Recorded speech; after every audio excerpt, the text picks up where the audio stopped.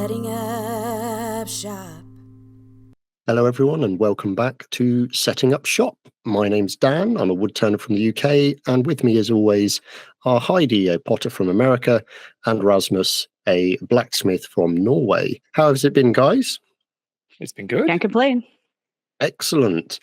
So we're at season 3, and thank you very much to everyone who have been stalwart listeners. We've got some nice regular numbers coming along. Obviously, we would like them to grow, so please tell your friends. But even so, we're happy enough that we're going to continue doing this for a little while. Always, please send in any suggestions of topics you'd like us to cover. This season, we are toying with the idea of possibly having our first guest on. So please look out for that. We will mention that episode. And we're also going to try and endeavour, I say we, I mean me, are going to try and endeavour to actually increase our social media posts and things like that to keep people interested and informed. So check all of that out in the usual places. So our episode this week, what's our topic? What are we talking about? We're going to talking about, rather cryptically named by Rasmus, the subject title, The Name You Choose. We're talking about really the name that you would choose for your business. We're going to talk about the name that you would choose for whatever it is you want to call the thing that you're doing, your side hustle, your business, your small craft thing, your beer money project, whatever it is you are calling this now, or even the name of a podcast, for instance. Because names are important, they explain an awful lot to the public or the people who find your thing before they've ever met you. And it's quite often something that we will overlook or that can evolve over time. So the reason why this subject matter sprang to mind for myself is this is something I'm currently going through. I'm going to do a name change for my business, and we'll talk more about that later. This is also something that Heidi's gone through. So I will attack you first, Heidi, drop you in it straight from the get-go. Would you mind talking to us about what the name of your small business originally was and how you've changed it and reasons why? Sure. So initially we had a small business, or we still do. It's just not super active. It's called Slap Stuff Together. It was a husband and wife team of makers, and we didn't really know what the hell we were doing half the time when we make a video or post something. So we were like, well, what are some slang terms for like a hack job or, just throwing something together. And it was, here in America, slapping things together is basically like just kind of rigging something together with very little skill or background or history or talents, maybe. So we were definitely trying to portray an image of we don't really know what we're doing, but we are just stupid enough to try. Some things are going to turn out really great. Other things were going to be a work in progress, and some things we will never try again. So the name fit, right? And, in America, to brand your business, you have to have a name that's unique and not repeated within, the 50 states for obvious like trademarking and those kind of things. And your business shouldn't necessarily carry a name that overlaps with someone else similarly in that same type of trade. So like if I were a technical company like selling computers, I wouldn't necessarily want to name my business Apple and just change the spelling because it defers to the big business Apple. So Slap Stuff Together was like really unique, worked for what we needed it to do, was available, and was kind of telling the story of what Ben and I were doing. Now, when I started developing a product, it made more sense to pivot what I was doing off of Slap Stuff Together. So originally the pottery was under Slap Stuff Together. But some of the feedback that I was getting was from shops that were selling my product were going, the name doesn't really work with a product. And I was actually just watching Simone Yetz's video about building her products or her product business. And she was like, obviously, like the shitty robot thing made sense for me to like have like this slapstick kind of experience for everyone. But like, I needed something a little bit more serious for my product business. And even with like her shop where she was selling the products, she was like consistently going back to humor, but it didn't necessarily make it sound like her product was worth buying, right? And that was kind of the feedback that I was getting from the shops that I had my product in. They were like, slap stuff together kind of sounds like it's not something that's going to last. It's not something that you're skilled with making. Maybe consider something that is something that can grow, right? So if I just named it Heidi Jacobs Pottery, number one, I don't know. I don't really like my name. So number two, it's pretty generic. And number three, I wanted to have something that I could bring people on and it not just be about me as a person or me as a studio, but more as a branded product. And one of the things that's like really important to the people that I sell my work to and wholesale is that I'm Pittsburgh based. Yeah. So having a name that is a regional name that ties in where I live or where my pottery is located is really great for the customer base that I'm chasing.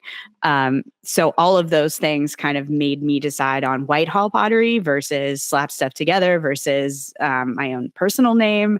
But it did take some research to see like, okay, well, if I'm changing my name, does that mean that I have to have a separate business entity? Yeah. For a while, I didn't. I just kept it as Slap Stuff Together as the main business, and then a subsidiary of Slap Stuff Together was Whitehall Pottery. But as Whitehall Pottery outpaced and outgrew Slap Stuff Together, I decided to take that as a separate entity and make it an LLC, so that I as a person wasn't liable for something that might go wrong with my business and I won't lose my house. Like it's big enough to do that now. So, all of those considerations were like, oh, well, do we take Slap Stuff Together and make it an LLC? It didn't seem viable. It wasn't what was making the business great. It was Whitehall Pottery that was making the business great. So we just decided to keep Slap Stuff Together as a name and be able to like post social media wise for like the wood shop and other things not pottery related. But sorry, really long winded today. Really sorry about that. That's absolutely fine because you're telling the story. You're telling the story of the development of from one to the other, and it's there were a couple of things that you said that were really interesting. So you mentioned near the beginning about having to have a unique name and things like that. Is that if you're registering the name on like a centralized, this is a formalized business name? Yeah. I wasn't sure but whether also like you don't want to just go like, I'm going to call myself DeResta Works. Yeah. But like it's bad form to like steal someone's name just to like ride on their coattails. Absolutely. But I mean, from a perspective of we were going to sell product and I was going to need to pay taxes. Yeah. I needed to make sure that I followed the right, process for that. Yeah, no, that's absolutely fair enough. And I think you've hit on some interesting points there. So the name change was actually driven by your customers. Yes. So the name change wasn't driven because you suddenly went, oh, this isn't really fitting in with the ethos of the company. The name change was driven because you had wholesale customers who were like, hey, we reckon we can sell more if the name fit the brand more. And so you were fortunate in that they gave you a bit of guidance rather than just dropping you as a potential supplier. And it might be interesting for some of our listeners who might sit there and go, oh, I wonder if that's why like they're not getting picked up. Like if they're trying to sell their product somewhere and they're called, Lazy Joe's something or other, and they're trying to sell it in a high-end shop of precision stuff, the chances of their product getting in on the name alone are not necessarily high because the impression they've given, that kind of first impression type thing, is that's not going to be anything that drives you forwards or makes you selected above and beyond someone else. Now, we're going to have to talk a little bit about the elephant in the room. We're going to talk about Rasmus's workshop name, which I think will be a much shorter story. So Raz, if you'd like to run us through what your business name is and how you came to that name.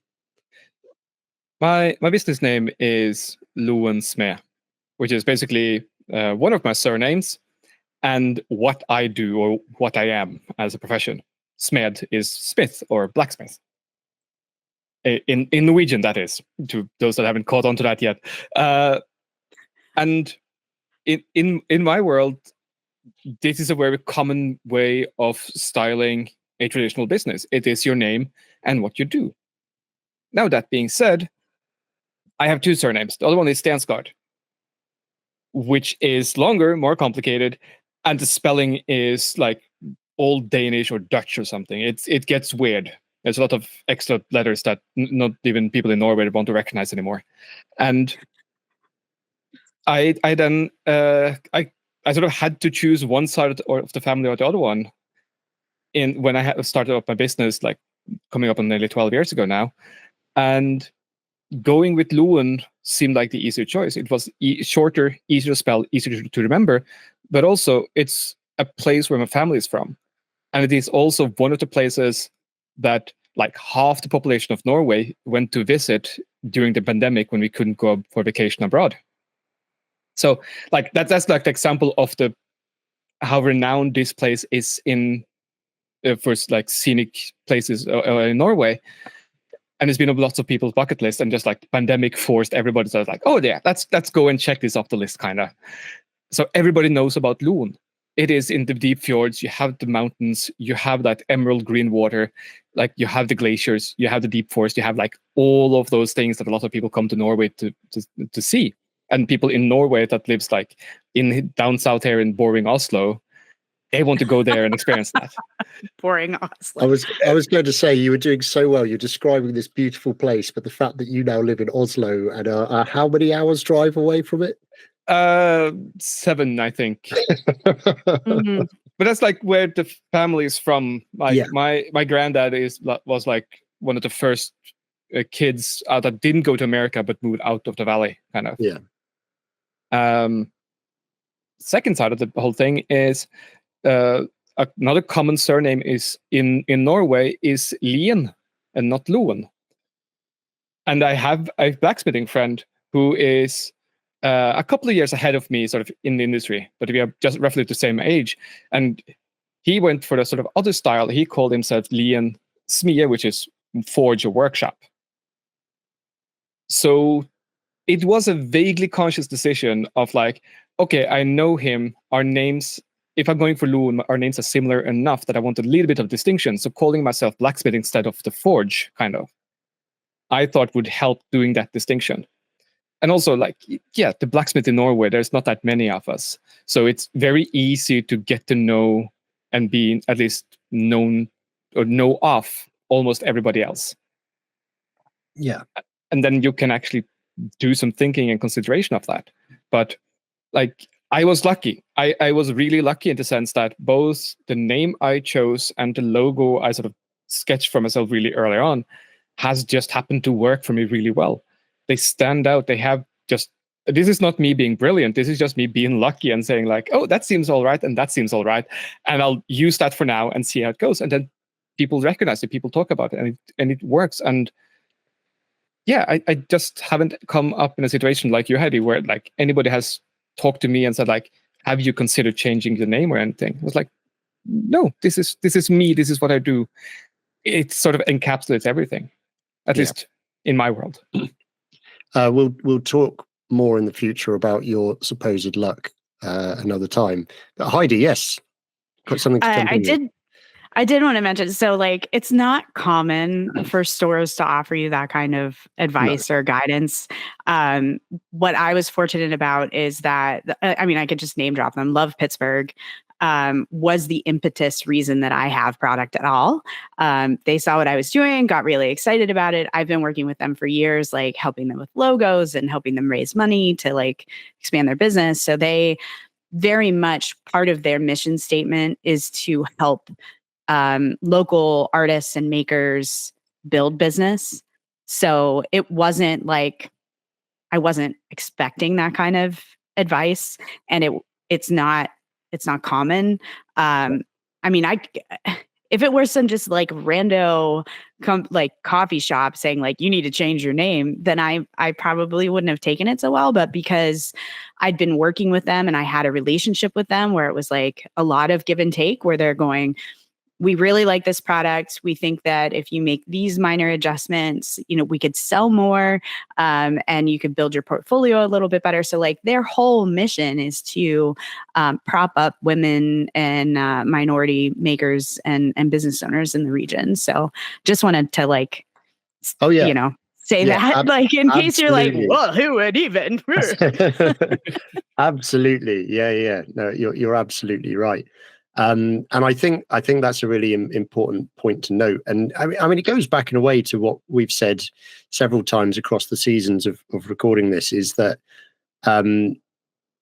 you're not often going to get people who will be honest. If in the sense of, if you put your work in front of someone, most people don't want to hurt your feelings. So if they're not genuinely enthusiastic or excited about it, most people will do their best to pretend to find something that they like about either your work or your logo or your business or whatever. It takes quite a lot for someone to be willing to stand in front of you and say, hey, I like the direction you're going in. I like, there's some really positive, some really good stuff here. Have you considered that maybe if you do this, that this other positive stuff might happen, or it might improve what you're doing? And more often than not, the person who's doing it isn't skilled enough to discuss it in that manner. They normally just sort of say, well, that's a bit rubbish.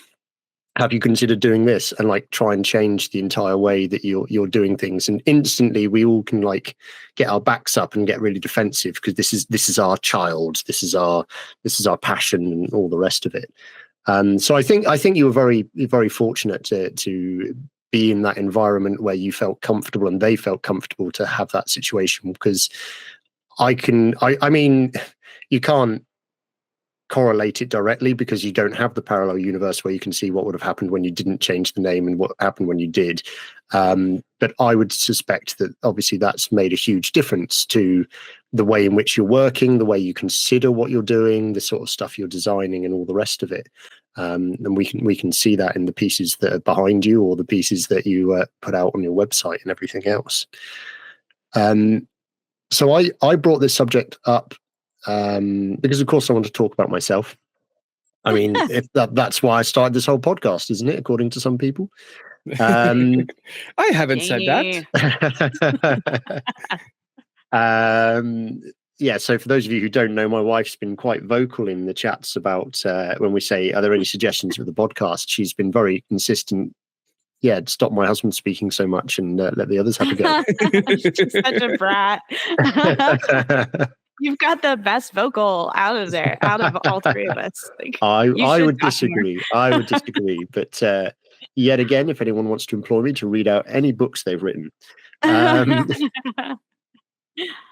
So I've had several small business ideas over the years, and the wood turning one currently is the one that I have actually been really serious about and pushed forwards and that kind of thing. Not so much this year. I've various reasons for that. But one of the benefits of taking a step back this year from focusing on going to all the craft shows and making the product and like push is that I've allowed kind of things to ruminate in my head about what's my direction, what is the reality of me ever being able to potentially do this full time. What does that look like in a revenue perspective? How would I generate that much revenue? Is my focus too narrow? Do I need to broaden it? And does the company name encompass all of that? What does the name mean? And certainly, most importantly, and one of the reasons why I'm looking at a name change is, whilst I'm very proud of the fact I designed my own logo, having no graphic design experience. Those of you who haven't seen it yet, it's not exactly an impressive logo, but it's cool. Like, you can kind of understand it. It's sharp. It makes sense. The name itself, when I came up with it, I just wanted it to be this one word, bevel. And when I did a search, that was fine. No one had it. And then when I went to buy the domain name, an American company who manufactures products for gents hairdressing now owns that. So they're called Bevel for whatever reason. So that then meant that everything I'd built up in my head to being Bevel, I then ended up with Bevel Wood. Okay, that's fine. So it differentiates because it's talking about wood. That's fine. I can still that makes sense. But Bevel Wood on Instagram was taken. So it's then having to be Bevel Wood UK. So I felt, even as I was doing it, that the idea I'd had for the name was being watered down. It was getting more confusing for people to potentially find me. Just taking a step back and thinking about it, certainly this year, if you think about it from a search engine optimization perspective, so that's how people would find you on the internet, on Google, Instagram, whatever, what flashes up. If you search for the word bevel or even bevel wood, there are so many articles and pages and descriptions about tools with a beveled edge cutting timber that are going to appear before me and selling my product, because that's what I base the name on. A bevel edge tool cuts timber, whether that's wood turning, hand working tools, or a machine tools. That's what I base the idea on. But I didn't think about the sheer volume and history of things that had that name in it. So it's, unless you type in my specific website name or link it to my name, that makes it very difficult to find. So I've been considering alternatives. I did consider, as you mentioned, Heidi, do I go with, like, my name? Do I go Dan Tarrant Wood Turner? And that's quite a common thing in the wood turning world, that you would call it your name and then wood turner. But I tend to find, for me, that I feel that tends to be, if you're more of someone who wants to be an artist in the format, you're turning one-off pieces, you're spending a lot of time on them, and you've got a really good artistic imagination to create these pieces, which is not who I am, or certainly I'm not there the way that they are. I see myself more as a craftsman. I like to repeat things consistently to a good standard, and then gradually build my skills up to maybe have a bit more imagination. So again, I didn't want to use the name thing, but I love history. And I love the idea of leaving the stamp of a part of my name somewhere and associating with it, and also where I'm based. What is it I'm doing? So there were many different variants of what I was going to consider. So the new name I'm going for, so I've not changed the website yet. I've not changed the Instagram page or anything yet. But it's going to be called Tarrant's. And so that's my surname, just with an S on the end. It's Tarrant's. And then somewhere on the logo underneath, it's going to be Wood Turner and then Somerset, UK. So it says who I am, what I do, where I am. So right at the top of the page, or on the logo on the card, because if you look at my current business cards, it's really crisp and clean, and it says Bevel and it says Dan Tarrant. And I've had people stood in front of me at my craft stall, having looked at my stuff that they like, who have asked for a business card, look at that, and then said, so what do you do? Okay, so like, you can be crisp and clean, but that doesn't mean that people will get it. Like, you know what you're doing, you know what you're selling, you know the history behind why you've called yourself who you are and where you are. But you've got to sell that to the potential customers in front of you. So I'm going through this change of name and website and all that kind of stuff, and the consideration of, do I open a brand new Instagram page? Do I just change the name on the Instagram page? Is the name available the way that I want it to be available? All that kind of stuff. But if we take these three examples and we look right back, if we were starting from scratch, if all three of us now were setting up a brand new business, and we were considering what is it that we now, with the knowledge we've gained, I would suggest there are 3 questions that you can ask that would help to generate a name, if you like. The first one is, who are you? So, and not just your name, but broadly speaking, who are you? Who is the business? What is the business about? That could potentially dictate or differentiate you from someone else. Where are you?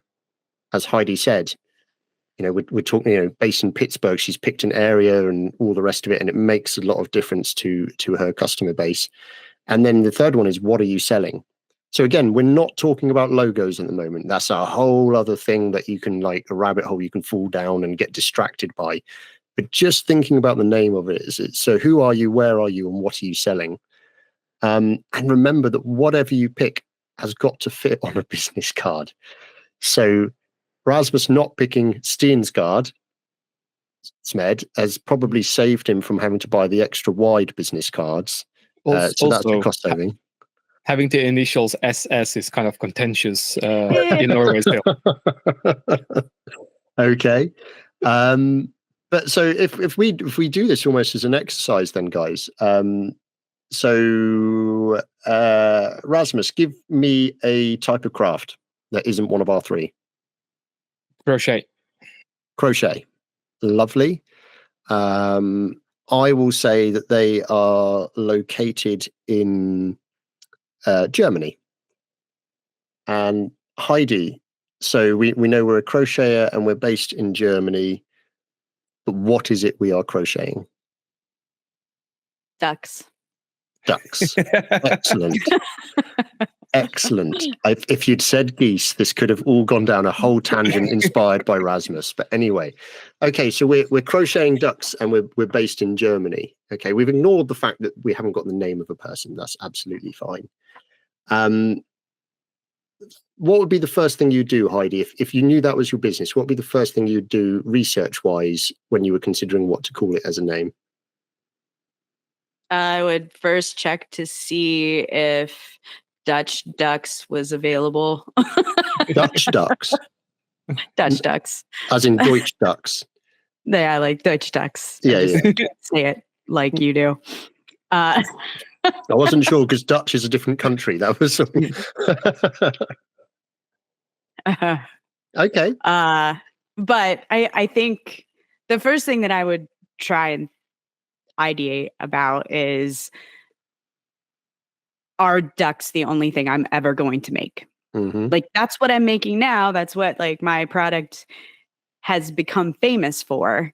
But am I passionate about ducks? Or is it just like, this is the first thing I learned how to create and it took off, so that's all I've been making? Or do I have plans to grow in the future outside of just ducks? Do I have plans to grow outside of just crocheting? Or am I planning on doing knitting as well? Or, any kind of other fabric art or craft? And then, is it important to me to show that I'm German? Or is it even more like localized, like, oh, we're in Berlin, so that's more important to me than just showing that I'm German? I mean, it would be amazing if you were in Dusseldorf and then you could have Dusseldorf. Deutsch Dusseldorf ducks.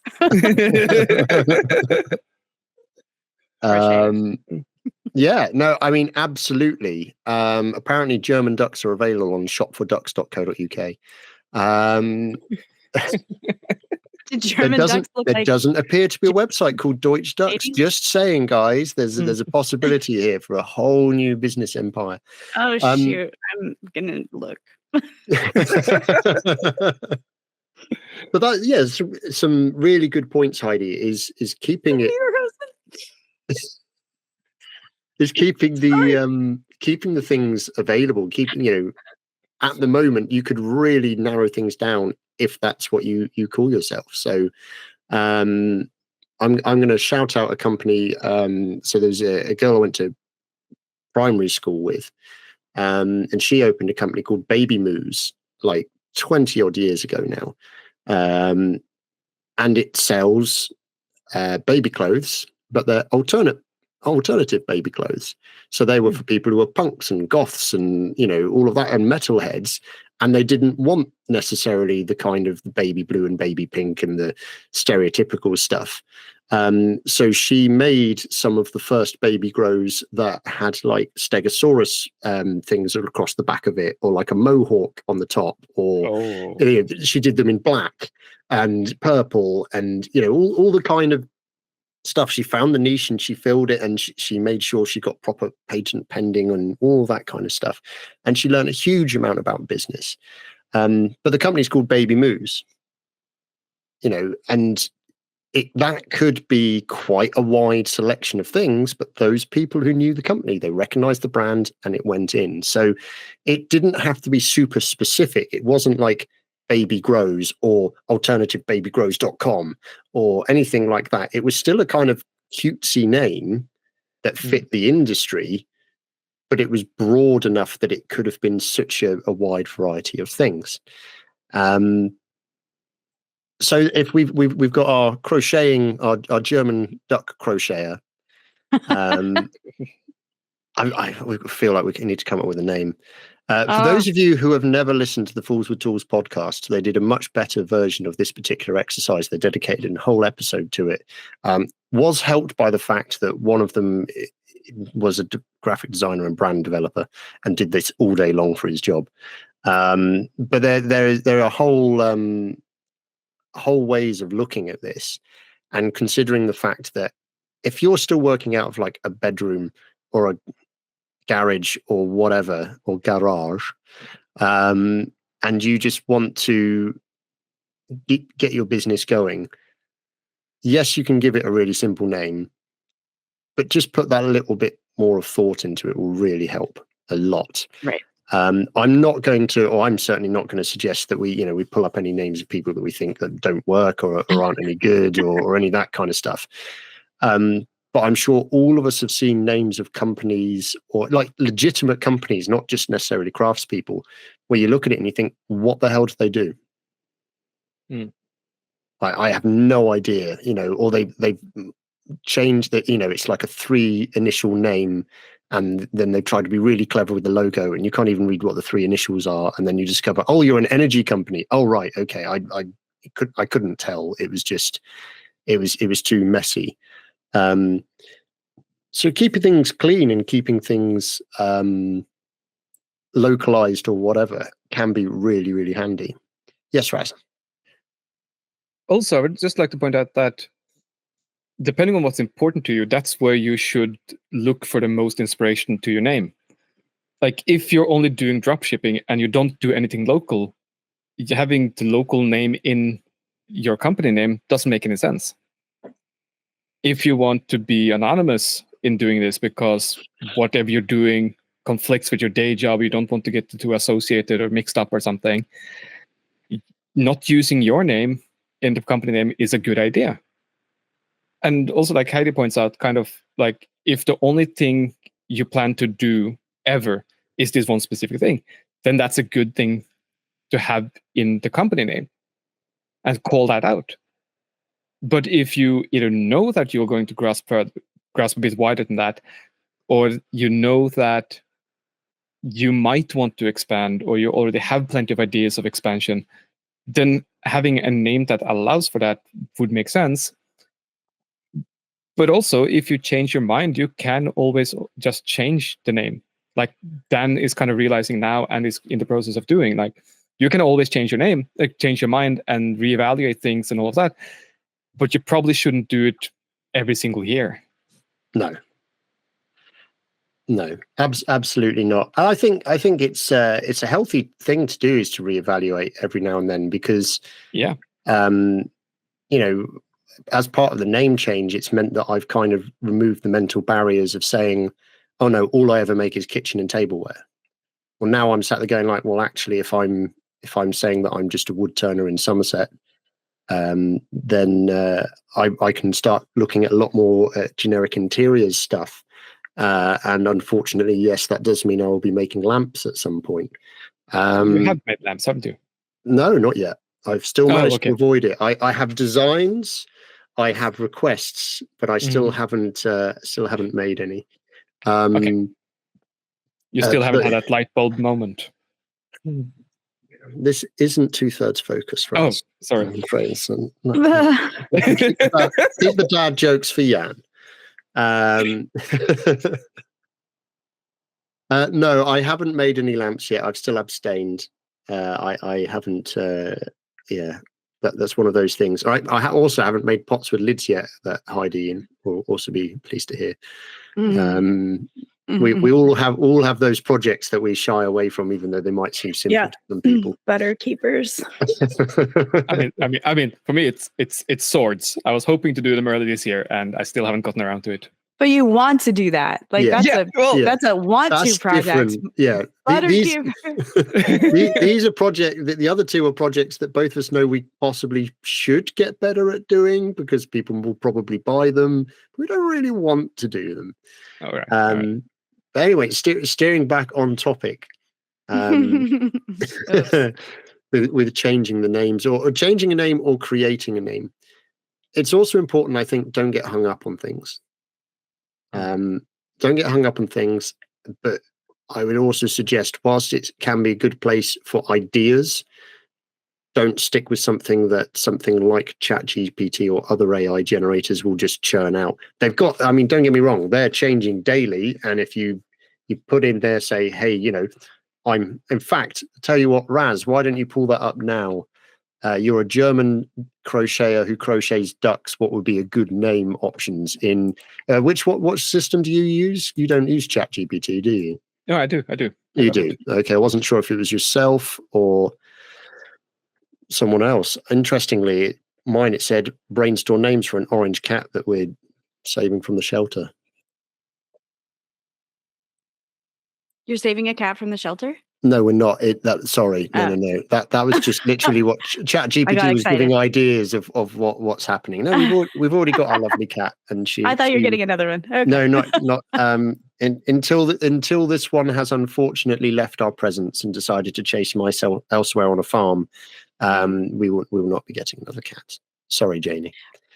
Well, he's digging into that. Should we talk through how we came up with setting up shop? Because we did use a little bit of ChatGPT, right? Yeah, absolutely. I did wonder about throwing that in. Can you remember some of the other alternatives, Heidi? Oh gosh. Well, the first thing that we said was we're all three in different countries. Is there nomenclature in one of our countries that makes sense? Yeah. And then Rasmus gave us some words that we couldn't pronounce and we all laughed a lot. And we decided that Norwegian wasn't the language to go with. Dan had an aversion to artisan. Yeah, I don't like the word artisan. Yeah. And we were like, is our podcast going to be very specific and stay specific to small business and growing your small business and all of that stuff? What were some of the other questions we had? I feel like the stuff's in Notion, isn't it? It probably is. Yeah, it's probably in there somewhere. But I remember we circled back to the word shop with an E on the end, because I think if I remember rightly, that is Norwegian for either like workshop or retail space or something similar. To buy. We actually have adopted the word to go shopping or shoppe. Yeah. So that then worked really well. And then we were like, we wanted to like how to start your shop or how to start your business or that kind of thing. But also recognizing the fact that we are three independent people who, whilst one of us does this full time, none of us are what you would call highly qualified professionals at teaching other people on how to do this, as witnessed by the ramblings of this particular episode. Oh, why do you got to cut us down? Have you found it in Notion, Heidi? I did not, but I did find like our first meeting notes about like what each of us were assigned to do. That could be embarrassing. It basically just has it just basically has what our name is. So I think maybe we set up the Notion after we had determined Yeah, what I've our probably theme and gotten like, it written down in my old man. I'm notes sure in you here have it somewhere analog. where I Yeah. could have a look. So, what's ChatGPT come up with for our German crocheter of ducks then? So there's actually quite a couple here that I really liked. The first one that stood out to me was Quacking Yarn. Quacking yarn. Yeah, I mean, that is kind of works exactly good in it. English. Well, yeah, I'm not sure how well that would sound in German, but also there is one that I kind of like, is what Knitten Enten, which is a knitting, which Enten is duck in German, and that's Okay. my German is very, very limited, but about that much I know. Quirky Quacks is another one. Quirky Crotchety Quack. Ducks, yeah. Schnattere und Stitch is one. Okay. Die Heckenlente, I think, depending. I haven't read that word before, so there's a few interesting here. Headed yarn. Duckling stitches. Doesn't sound anywhere near as exciting as I was hoping it was going to be, if I'm perfectly honest. I liked Quacking Yarn. I thought that was Quacking that Yarn, is a pretty Quacking strong Yarn reaction. is a good. I mean, I think if Heidi hasn't already bought the domain name for that, then Look out! Look out! oh, I tell you what. Actually, in fact, following on from that, Raz, can you just look up and see if there is already a crochet company called Quacking Yarn? Yeah. Because that would be the other thing where we potentially haven't got it, but there is something called Quack Yarn. That is a company on Etsy and Instagram, but I mean, I've obviously gone back too far in my old man notes, because I've actually just found some of the options for company names before I chose Bevel. Oh, let's hear some. So this is obviously quite far down. I had Turned was one of the other ones, which I decided not to go with on the basis that it could be, in this day and age, a prolific website for people who may or may not be challenging sexual orientation. And I figured that could potentially lead to some interesting conversations that were not necessarily welcome. Okay. I also looked at possibly looking up the Latin names of like various timbers. And the others I had, one was bark. Again, could be used for dogs as opposed to a bit too vague. Burl, and also Ripple, because I really liked Rippled Timber. So I think I chose right in the end, but yeah, that's not necessarily. I mean, if you've never been through old notebooks, guys, if you make notes and you have notebooks, do look through them every now and then, because not only was that mildly interesting, but I've just found an entire step from start to finish of a 10-step thing of a turning project that I've never done, that I created in my head, and I've written out exact steps of how I would do things, and I've just never I completely forgotten about it. It's gone. It's just there. But whilst we're digressing from that entirely, I'm getting very distracted now. That's all right. But that's fine. Yeah. So, other advice, Heidi, from your professional background in labeling and designing things and whatever, and clarity, are there any things that you would say have stuck out to you as like bad ideas that people have regularly done and you wish they just wouldn't, or are there any that, and we're ignoring still discussions about choice of font and that kind of stuff? Oh yeah, but, we're not talking design. We're just we're not talking design. We're talking just name. I would say people that name their product or company off of something that they just really like, and it has no tie-in to their company. So I'm thinking of like Unicorn Sunday, whatever, and you're like, do you make like really colorful ice cream treats? And they're like, no, I just really like unicorns and sundaes. Yeah. And it's like, okay, well, yes, you are passionate about those things, but there really isn't a tie-in unless like you're doing some like cutesy, like I just want to have this like super cutesy name for my glitter project or whatever. I think also like tone, right? So if you are considering yourself as a like high-end like not like personally crafted things, not manufactured, or like you have this idea that it's like all walnut and it's all like pristine and everything, then choosing a name that's like a bubblegum name really is like juxtaposed with like what you're doing. It's like so far-fetched from what your vision is going to be. So you may really like the name, but ultimately when you get to the stage where you're building your logo and you're building your website and you're choosing your brand colors and all of that, it will be even more apparent that your name does not fit with the idea of what you are or what you're trying to sell. So I think, you know, having those things as part of your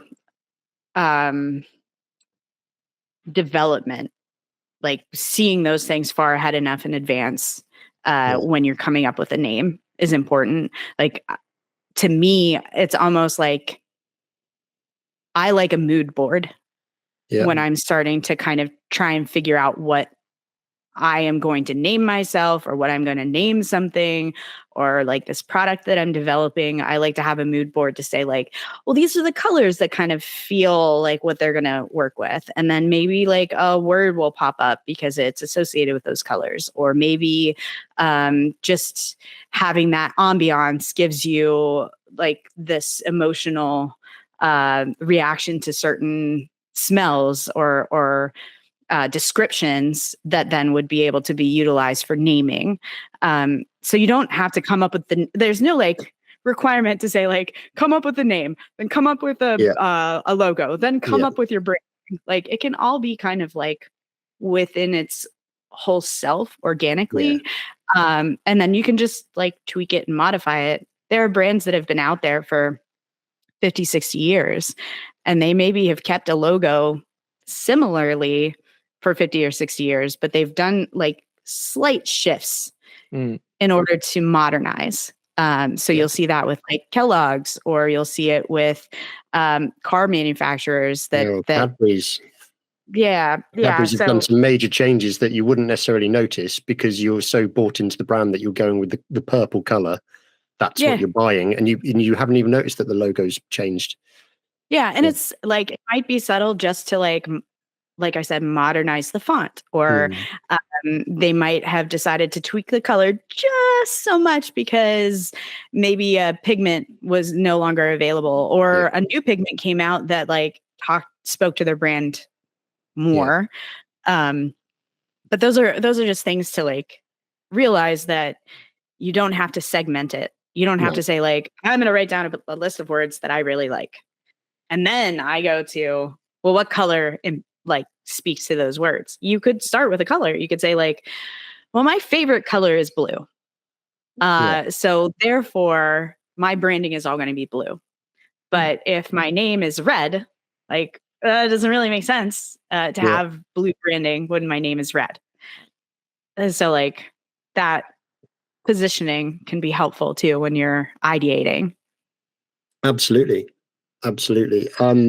And I think it's important as well to, if you're going to have product ranges under your name, they don't have to necessarily tie into the parent name. So a really good example of this, or I think anyway, there is I don't know if you guys have seen this one, but I saw in the news the other day that I say the news on an Instagram feed, that there's a restaurant in, I think, New York or somewhere that has changed the name of all of the dishes on its menu that it hands out to people going for a business lunch. So it no longer says like beef stroganoff or, spaghetti and meatballs or whatever. It now says stapler and other office words so that the business guys won't get in trouble for doing them as a tax expense. They can write it off. So I went to this place and I bought 3 staplers and a couple of hole punches. And so on now as a thing, they can expense it legitimately because that's what it says in the description. If they're a big enough corporate, then the corporation aren't necessarily going to question it. The fact that you've paid like $24 for a stapler and you've bought 3 of them, they might begin to get suspicious. Yeah. But I think that's quite a clever move by whatever the restaurant's called. I can't imagine that range of names in any way, shape, or form ties in with the name of the business or like whatever. It's clearly not an accurate description of what they're being supplied with. But if it then means that they're gaining a customer base who are happy to spend money and they're getting regular covers, they've now suddenly got a one-up on those businesses around them that otherwise might be just trying to beat them on lower prices. There's a bar here called Work. Yeah. Yeah. Well, where I grew up, there was a bar called the Potting Shed. Ah. I'm just going to the potting shed, and I'd be there for hours, that kind of thing. So there are. It's quite, certainly in bars, and I think in the food and drink industry, this kind of things happened a lot more regularly, or even in things that are deemed more taboo. Like if you're selling products that have to come in unmarked packaging, that's really difficult to brand. But then at the same time, if you don't have to brand it because people don't want you to brand it, that might be quite cheap actually, because your standard brown cardboard box is a lot more cost effective than worrying about, I want it to be, black and then wrapped in a bow and then, we're going to get it laser printed or whatever. And that's just the packaging before you've gone anywhere. So there is a lot to consider. But certainly, what are you selling? Who are you? Where are you based? And what do those things mean to you and then to the business? But not so much that, like Heidi said, there's a company I know that's based in a certain area of the UK. So that's half of the name. But the other half of the name is the name of the daughter. And that's great. And it works. Like the name rolls off the tongue. And I'm not going to say the name of the company, but it doesn't tell you what it is they do. So you have to know what they sell. Isn't that the story of Mercedes? It's the name of the inventor's daughter or the founder's daughter as well. Possibly. I don't know. But I think high-end cars are kind of exclusive enough that, you can get away with calling it whatever you like. Jaguar. I mean, Lamborghini started off manufacturing tractors. By all means. All of that kind of the stuff. But they did? Yeah. Tractors. They genuinely started off manufacturing tractors. He bought loads of Ferraris, loved the Ferraris, but hated the clutch on them. Went and told Mr. Ferrari, hey, look, I think if you tweak this, you could have an even more amazing car. I've got 6 of these cars. And Mr. Ferrari insulted him to his face. So he went off and built a rival car in order to beat the Ferrari and did. And there's a relatively recent film with Gabriel Byrne as Mr. Ferrari, and can't remember the name of the actor who's been in lots of Marvel things and stuff as the Mr. Lamborghini. But yeah, I mean, there are many reasons to name something and there are many reasons to not name something. When, again, we're not professionals, but we've all been there and seen, a company that's there. If you can get away with it a lot on food, Dirty Burger, that tells you what they make. It's like, burgers aren't necessarily good for you and that what they're making is potentially kind of be greasy and whatever. But if when you turn up there, the people look unwashed, that's a whole different spin all of a sudden, there's those levels of like, what exactly is the reasoning behind the name and everything else. Yeah. Your name is just one part of your brand. Absolutely. Yeah, there's so much more to it. Sort of combined with your logo, that alone on a business card should be enough to tell people what you're doing. Yes, and make them interested enough to contact you. Yeah, but then you have how you present yourself as a person, how you present what you're selling on either your website or on markets and whatnot. That helps tell the story of who you are and what you do. Exactly. Yeah. So the name is important, but it's not the only factor you need to think about. And you could also just pick something. It's kind of like what Heidi did and work with it and then realize that, our focus are shifting, or I want to cater more to these people, or I want to narrow it down and only do these things, and then update, transition, move on. Yeah. Mm. Well, here's a question for you. So recently it was brought to my attention that Whitehall Pottery with a space was is a company that existed in like the 1970s and prior. It was based out of Chicago, and they made Crocs. So it was a ceramics company, but they don't have the naming rights in the United States anymore. It's gone under. So when I was doing my research and everything, didn't really come up at all. Mm-hmm. And now there are a lot of websites selling like people that are enthusiasts for Whitehall pottery, people that are selling vintage Whitehall pottery and those kind of things. And now Home Depot is starting to carry these Crocs that are Whitehall pottery or Whitehall ceramics or Whitehall Crocs or whatever. So I'm sitting there going, okay, when I do my searches now, they're starting to overpopulate in the system. They did exist before me. They didn't exist anymore when I was doing my research, and they weren't a popular thing for people to be searching for. That economy has changed now. Do I change my name, or do I keep my name? Genuine question. Really good one. I'd love to say change it to Home Depot Pottery. That's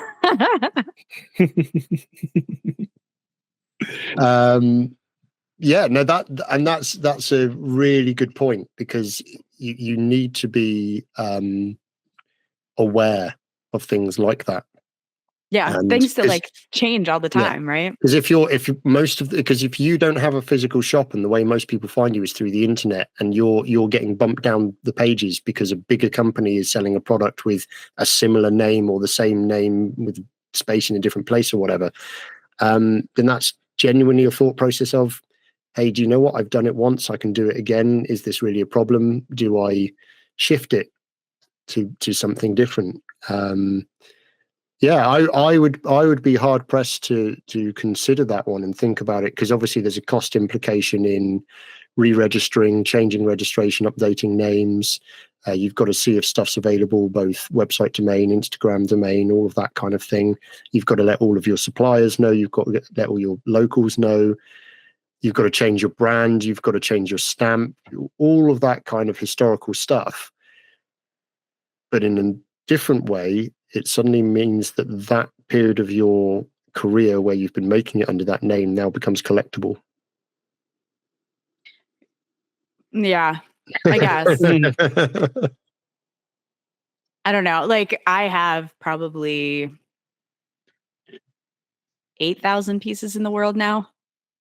Yeah, I would say. Yeah, if I was averaging about 2,000 a year. I want to say that the algorithm matters to me, but because my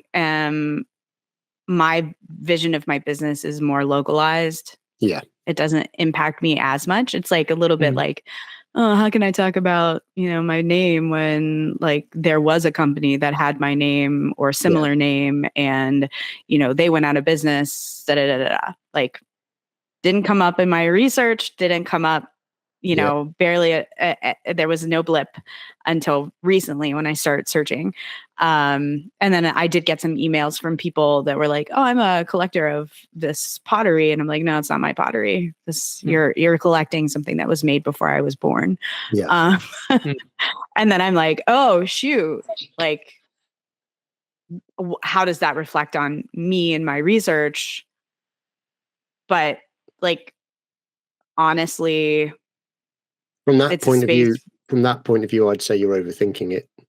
I probably am. Yeah. But it's also like, if we're discussing it and someone goes to search for Whitehall pottery and they see like, oh, Heidi said like, don't call yourself DeResta Works, because you're riding the coattails of someone else. Like, and then suddenly like 5 years after I changed my name, a vintage manufacturer suddenly becomes popular again.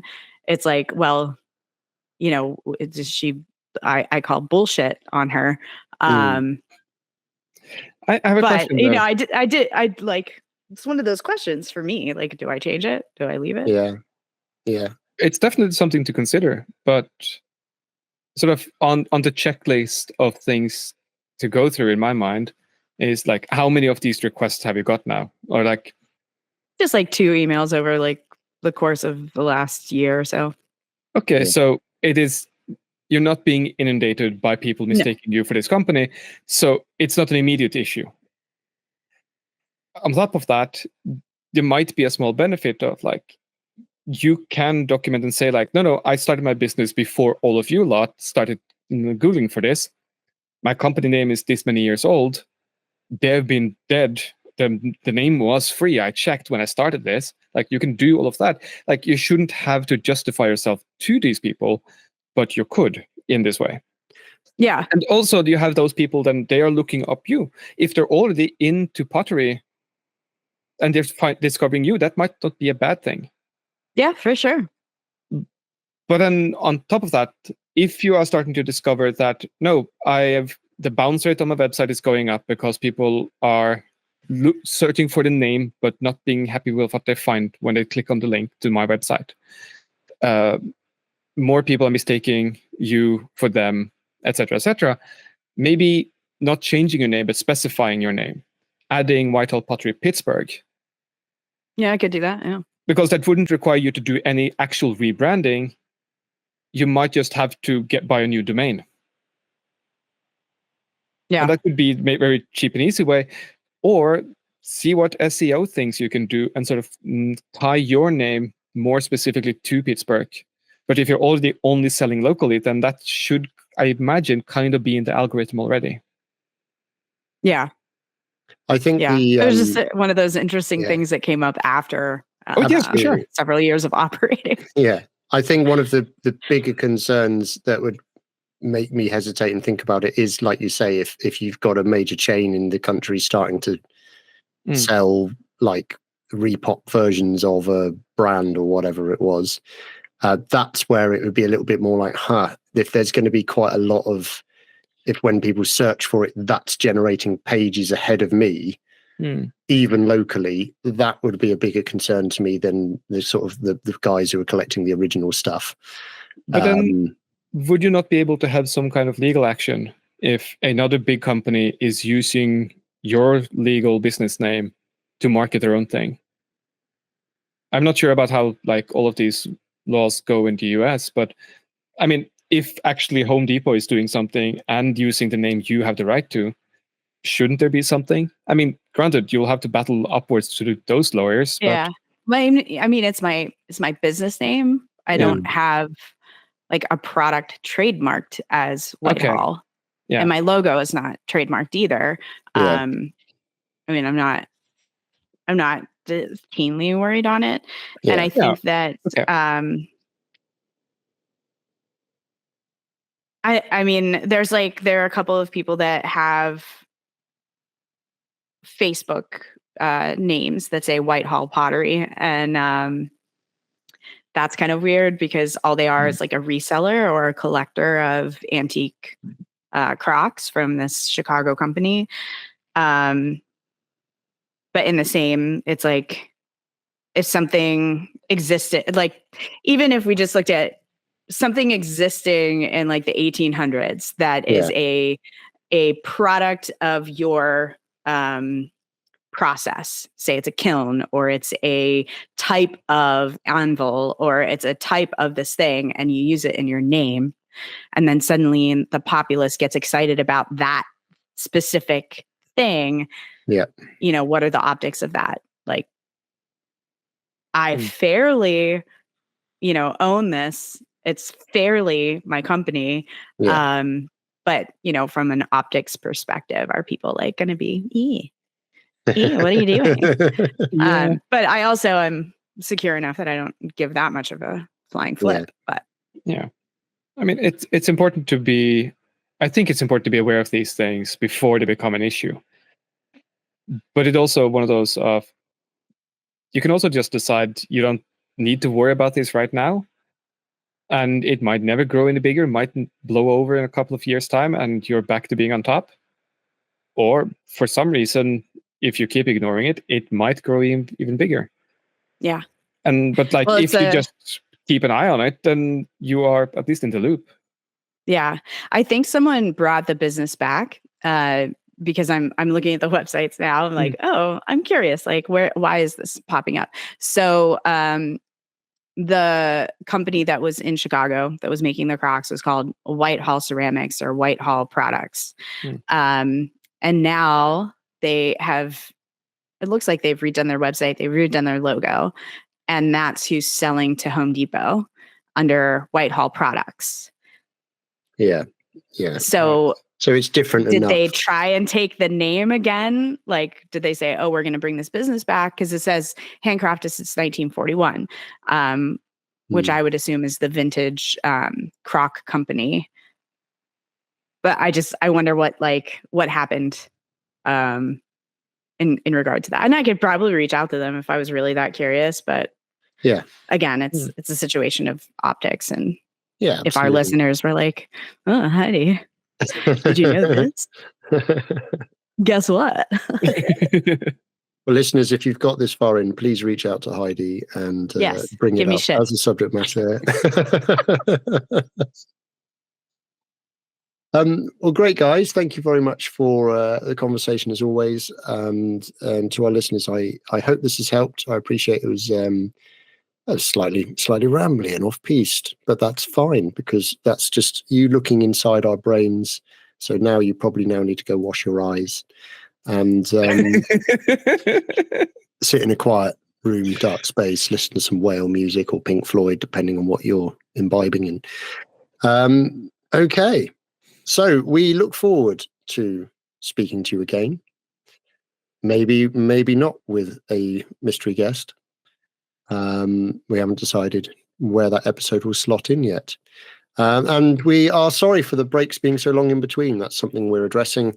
And as always, please like our stuff on wherever you listen to it. Please share it with as many people as you can. Talk to people about it. When you're next at a craft market, talk to all of the people around you. Bore them to tears with the sounds of the 3 people that you should be listening to and all of this kind of good stuff. We would appreciate it. And again, any feedback to us. Email is info@settingupshop. Shop is spelt SHOPPE for reasons already mentioned in this podcast. If you want to get hold of us individually, you can reach me at Bevelwood UK on Instagram. You can reach Heidi at Whitehall Pottery, in case you weren't paying attention. You can reach Rasmus at Learnsmid. Or something similarly Norwegian. Apparently, if you type in Loen, it's really popular. That's LOENSMED, and you can find him there, still balancing hammers on his nose on his Instagram profile. So thank you very much to everyone for listening. Thanks to you guys, and we will speak to you all again soon. Bye. Bye.